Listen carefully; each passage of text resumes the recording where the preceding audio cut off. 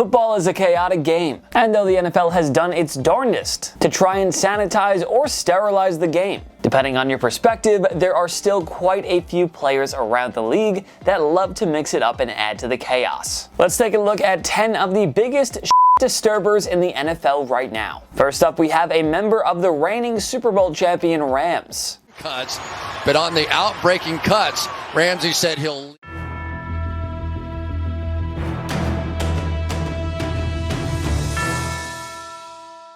And one of the very best cornerbacks in the league today, Jalen Ramsey. The three-time All-Pro selection is a menace on the gridiron. At 6'1" and around 210 pounds, he is one of the most physically imposing corners in the NFL, and he's not afraid to show it. Ramsey is regularly getting in the face of opposing wide receivers, and fully prepared to give them the business at a minute's notice. That could mean talking relentless trash, some minor scrapping, or really anything that Ramsey thinks will unsettle his opposition. And it doesn't matter to Ramsey if he's going up against a third stringer, or one of the top wideouts in the game. It's been that way ever since he broke into the league with Jacksonville. The first notable skirmish came in 2016, his rookie year, when he started beefing a legendary disturber in his own right, Steve Smith. The following season, he got into it with Bengals wide receiver AJ Green, and after that, the floodgates opened. No matter who Ramsey was matched up with, even the likes of Tyreek Hill and DK Metcalf, rest assured it was going to get chippy. Ramsey doesn't just stir the pot on the field either. The man has no fear when it comes to speaking his mind off the gridiron. Just ask anyone who saw him publicly speculating about replacing Blake Bortles at quarterback in Jacksonville, or anyone who read his GQ feature in which he laid into just about everyone under the sun, especially the quarterbacks he considered to be overrated and overpaid. I mean, Ramsey literally got into it with the GOAT himself ahead of their matchup in the 2018 AFC Championship game. So you think he's gonna hesitate to throw some shade at Jared Goff? Last but not least, the icing on the cake here is that Ramsey literally has children with Breonna Tate, the younger sister of another former NFL wide receiver, Golden Tate. Case closed. Jalen Ramsey is a top-of-the-line example of a shit disturber. Next up, we have DK Metcalf, one of the aforementioned wide receivers that Ramsey has gotten into it. Metcalf, like Ramsey, is one of the most physical players at his position. DK stands 6'4" and is 240 pounds of pure muscle, and he is not afraid to remind opposing D-backs of it. Just ask Marshawn Lattimore, who Metcalf has waged war with over the years, or Henry Black, the Packers defender whose face mask Metcalf wrangled for what must have felt like an eternity. And then Metcalf proceeded to try to re-enter the huddle after being ejected for his interactions with Black. And then there's everything DK has gotten into off the field, like when he got into it with NFL Hall of Famer and sports media personality Shannon Sharpe, or his infamous OnlyFans blunder, during which he may or may not have botched an attempt at a foursome. And we'll leave it at that. DK is definitely not the only wide receiver in the NFL today who has a propensity for mucking it up either. Cough cough, I'm looking at you, Robby Anderson. The former Jet, now Panthers wide receiver, has had more than his fair share of controversies during his 6-year NFL career, both on and off the field. Most recently, Anderson drew the ire of Panthers fans for his, well, let's say unsupportive response to the Panthers acquiring former #1 overall pick Baker Mayfield from the Browns. The incident came up long before Baker as a Panther became a reality, when it was still just one of the many rumors being churned out of the offseason rumor mill. People started to murmur that Carolina was a likely landing place, to which Anderson responded on Instagram succinctly, "No! No!"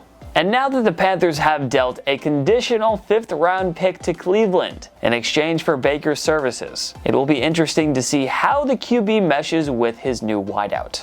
Let's just hope that those two can get along better than Anderson did with the police officer that he had a rather charged-up exchange with following his 2018 arrest. Anderson is in many ways just following the model set for him by the veteran wideout receivers who disturb before him, like DeSean Jackson, who, let's be honest, has caused a bevy of issues at his handful of stops throughout his 15-year NFL career. And I'm not just talking about his misguided run on social media back in 2020, which to his credit, he's since attempted to rectify, because for all of the highlights that the speedy wide receiver has had, like the miracle at the Meadowlands, or any number of the massive touchdown bombs he's hauled in, he has also been a bit of a wrecking ball by continually making boneheaded decisions, like prematurely dropping the ball in celebration, something that he's done time and time again. In fact, he's been doing it forever, dating all the way back to the 2005 Army Bowl, a a high school all-star game. So I guess it shouldn't have come as a surprise that it was a reoccurring issue in Philly, and that's just between the lines. There isn't too much information readily available about it, but it is fairly safe to assume that considering his affiliation with Los Angeles area gangs, he probably has stirred up some shit in one way or another off the field as well. As a matter of fact, those off-the-field issues actually leaked onto the gridiron when he allegedly flashed Crip gang signs during a game and in pictures on social media. It isn't just the wide receivers stirring shit up though. There are definitely a number of signal callers that do as well, like Pittsburgh Steelers quarterback Mason Rudolph, who despite seeing extremely limited action in his young career, has left quite the wake.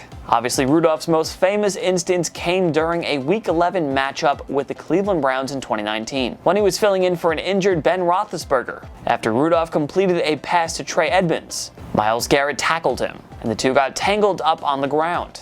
And thus began one of the craziest on-field fights we've seen in recent memory.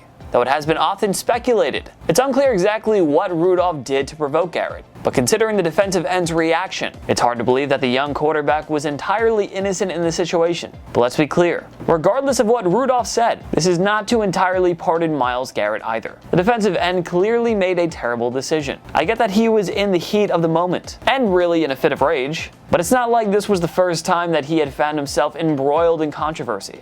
Garrett is in many ways a shit disturber himself. We have regularly seen him mixing it up with opposing players in the trenches, and he is hardly one to shy away from a play that borders on dirty. He's collected quite a few fines and flags in his day. He's even torn Trevor Siemian's ACL on an illegal hit. Anyway, back to Rudolph, who has recently found himself in the news, this time for taking shots at his former teammate, the now aforementioned, now retired Ben Roethlisberger. The incident came after Rudolph was asked about what his relationship with the Steelers' first-round pick quarterback Kenny Pickett would be like. We've probably all been in situations, whether it's high school, college, or pro, where we're the incumbent starter, and there's a new freshman, there's a new rookie, there's a highly recruited guy. I've always believed in the starter shouldn't have to go out of his way, because he's got a lot of things to deal with, but definitely be open to questions and help the growth and development of a younger quarterback. Yeah, Rudolph continued to explain that behavior as opposed to, quote, being like someone else. He didn't mention Ben by name, but everyone knew who he was talking about, as the icy relationship between the two quarterbacks was well documented while they shared the same locker room. I understand Rudolph's perspective there. It would stink to step into your dream job and have the veteran around the office making your life hell. But bringing him up in the media after he's gone and retired isn't going to do his public relations team any favors. Perhaps Rudolph is just trying to be more like Tom Brady and Aaron Rodgers, two of the best quarterbacks that the league has seen, both of which have a tendency to provoke controversy in their own unique ways. Starting with the latter, the Green Bay Packers quarterback has garnered a bit of a reputation for maybe not being the best teammate in the locker room. The guy's selfish. Teammates don't like him. An anonymous former NFL GM told FanSided's Matt Lombardo, coaches don't like him. It's all about Aaron. They all deal with him because he's a superstar. He helps guys make money and put food on the table for their kids. People respect him for that. And this isn't just an isolated incident in which a rogue adversary was attempting to besmirch Rodgers' name either. We have actually seen a few of Rodgers' teammates speak out about the quarterback's selfish and at times mercurial nature. Even Greg Jennings, one of the all-time Packers greats. When Jennings was talking to an opposing player about it being a contract year, and Rodgers interjected that they should get him at the end of the year, Jennings continued to explain that his challenging relationship with Rodgers was a significant reason that he decided not to resign with the only team he'd ever played for. That, to me, is the very definition of shit stirring. And that is not even getting into the mess of a relationship that he had with former head coach Mike McCarthy. And don't even get me started on the immunization scandal that we saw play out last year. Brady, on the other hand, stirs shit up in his own way. Whether it's allegedly messing with the air pressure levels in the football during the AFC Championship game, or leveraging stolen tapes to get a competitive advantage. It goes further than that with Brady too. His competitive nature has made him quite the shit disturber. Just ask the New England Patriots, who because of Brady's power struggle with longtime coach Bill Belichick, were prematurely forced to start anew. Or any opposing players, whose face he routinely gets in, knowing full well that if they so much as touch him, that the referees and the NFL will penalize him into oblivion. Like Tyrann Mathieu, who he famously beefed with in the Super Bowl. As with many of these guys, Mathieu definitely has been one to shake things up too. I mean, he did infer on Twitter that Brady made some off-color remarks to him before promptly deleting it. Actually, now that I mention it, social media has been quite the tool to help Mathieu mix it up over the years. Like when he subtweeted his team about not having offered him an extension yet. And then in classic Tyrann Mathieu fashion, once Kansas City actually moved on and signed Justin Reid as his replacement, the former team MVP quickly told fans that he would have probably accepted that deal had KC offered it to him. That is the very definition of stirring the pot. Last but not least, we have another defensive end, Clowney, who since breaking into the league in 2014 has disrupted and disturbed more than just opposing offenses. Just ask any Eagles fans who watched Clowney shatter their playoff hopes in 2019,